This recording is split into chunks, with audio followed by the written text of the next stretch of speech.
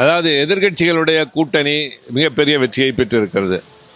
பாரதிய ஜனதா தான் விரும்பியதெல்லாம் செய்யலாம் என்று கடந்த காலத்தில் எடுத்துக்கொண்ட எல்லை மீறிய அதிகாரத்தினுடைய உச்சக்கட்டம் இன்றைக்கு அவர்களுடைய செயல்பாடுகளுக்கு ஒரு நல்ல பாடம் கற்பிக்கப்பட்டிருக்கின்றது. குறிப்பாக இந்த தொகுதி மறுவரையறை என்பதை மகளிர் மசோதாவோடு இணைத்து எதிர்க்கட்சிகளை ஏதோ மகளிர் மசோதாவுக்கு எதிர்ப்பு என்பதை போல சித்தரிக்க அவர்கள் முயன்றதும் வீணாக்கி போய்விட்டது.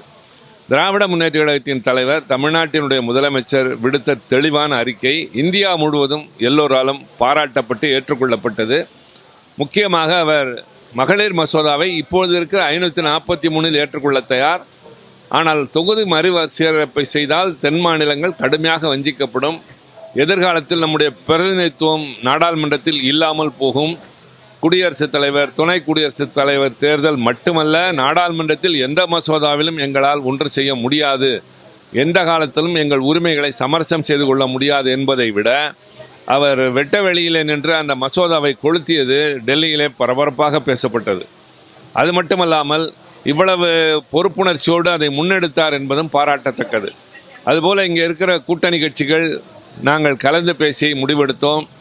எல்லா கட்சிகளும் தவறாமல் வந்து கலந்து கொண்டார்கள். சொன்னதைப் போலவே, ஒப்புதல் தெரிவித்ததைப் போல 3/2 பங்கு மெஜாரிட்டி பெற முடியாமல் இன்றைக்கு பாரதிய ஜனதா முதல் தோல்வியை தழுவி இருக்கிறது. இதுதான் தொடக்கம். பாராளுமன்றம் என்பது அவர்களை பொறுத்தவரை ஒரு கருவியாக இருக்கிற பெரும்பான்மை வைத்து பயன்படுத்தி கொண்டிருந்தார்கள். கடந்த 2023 மகளிர் மசோதா நிறைவேறியதற்கு காரணம் நாங்கள் அனைவரும் ஒத்துழைப்பு தந்த காரணத்தினால். ஆக யாரும் அதற்கு எதிரிகள் இல்லை.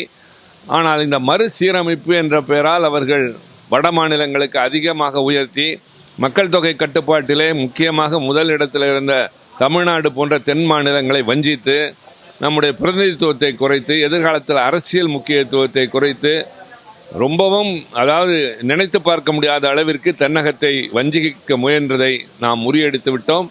ஆக வெற்றி திராவிட முன்னேற்ற கழக தலைவருக்கு, நம்முடைய கூட்டணி கட்சியினருக்கு. எதிர்காலத்தில் இந்த வெற்றி நிச்சயமாக தொடரும். இந்த கூட்டணியுடைய வலிமை இந்தியா எல்லாருக்கும் இன்றைக்கு புரிந்திருக்கும். நாங்கள் மகளிருக்கு எதிரானவர்கள் அல்ல.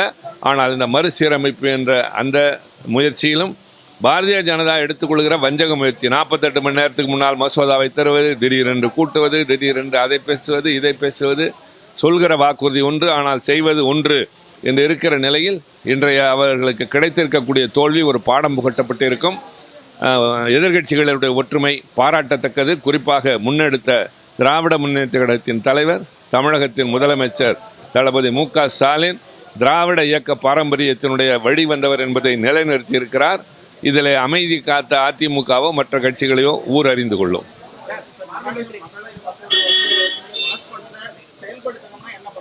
மறுபடி அதாவது அந்த மசோதா 2023 சட்டம் ஏற்கனவே நிறைவேற்றப்பட்டது. நேற்றைக்கு அரசிதழில் கெசட் நோட்டிபிகேஷன் வந்த காரணத்தினால் அதில் குறிப்பிட்டிருக்கிறபடி டீலிமிட்டேஷன் என்பது சென்சஸ் எடுத்ததற்கு பின்னால் தான் செய்ய வேண்டும். மக்கள் தொகை கணக்கெடுப்பு எடுத்து அதற்கு பின்னால் தான் தொகுதி சீரமைப்பு செய்து அதற்கு பின்னால் தான் மகளிர் இடஒதுக்கீடு தர வேண்டும்.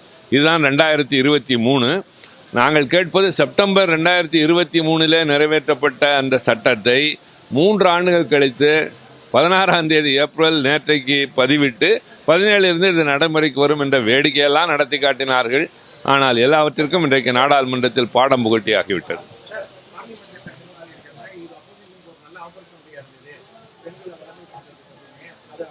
அது மறுபடி சொல்றோம். பெண்களுடைய இடஒதுக்கீடு 543 இப்பொழுது கொடுத்தால் கூட நாங்கள் ஏற்றுக்கொள்ள தயார்.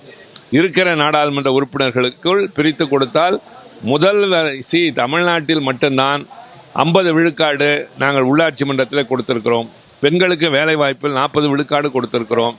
பெண்களுக்கு சொத்திலே உரிமை கொடுத்த முதல் மாநிலம் கலைஞர் காலத்தில் நாங்கள் தான். பெரியார் தான் முதலில் பெண் விடுதலைக்கு குரல் கொடுத்தவர். விதவை திருமணத்தில் இருந்து, மகளிர் சுய உதவி குழுக்களில் இருந்து, மகளிர் போலீஸ் எவ்வளவோ செய்திருக்கிறோம். ஆக இவர்கள் யார் எங்களுக்கு பாடம் சொல்லித்தர வேண்டியதில்லை. நாங்கள் கேட்பது ஒன்று, அவர்கள் செய்ய முயன்றது ஒன்று. எனவே நாங்கள் எங்கள் கொள்கையில் உறுதியாக இருக்கிறோம். மகளிருக்கு எந்த காலத்திலும் முன்னுரிமை தருவதில், முக்கியத்துவம் தருவதில் திராவிட முன்னேற்ற கழகம் பின்தங்கியது இல்லை. ஆனால் எங்களை ஏமாற்ற அவர்கள் முயற்சித்து இதை ஒரு கருவியாக வைத்த பொழுது நாங்கள் பாடம் புகட்டி இருக்கிறோம்.